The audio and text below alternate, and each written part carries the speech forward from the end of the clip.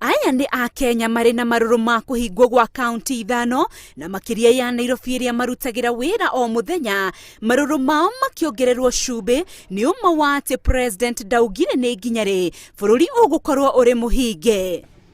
Tunateseka, tunaumia. Watu hotel industry, mabouncers, waiter, DJs, musicians, drivers, suppliers, tunaumia. Immediately after your press release, we lost our jobs. There are people who are supposed to play in the evening. We have got kids to feed. How are we going to pay our rent without further notice? We want you to give us a time frame.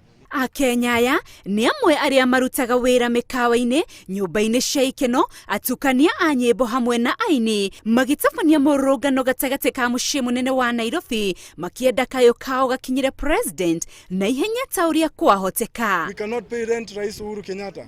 Na landlord hataki kujua kama wewe unafanya kazi kwa hoteli ama unafanya kazi kwa ofisi. Tumeanza kurudi kwa biashara, tena umeturudisha kwa nyumba.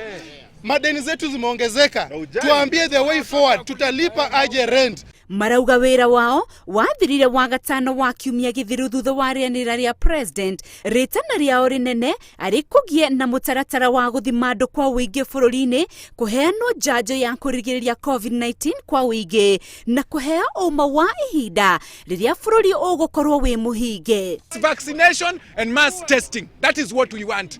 Mbona watufungia kazi?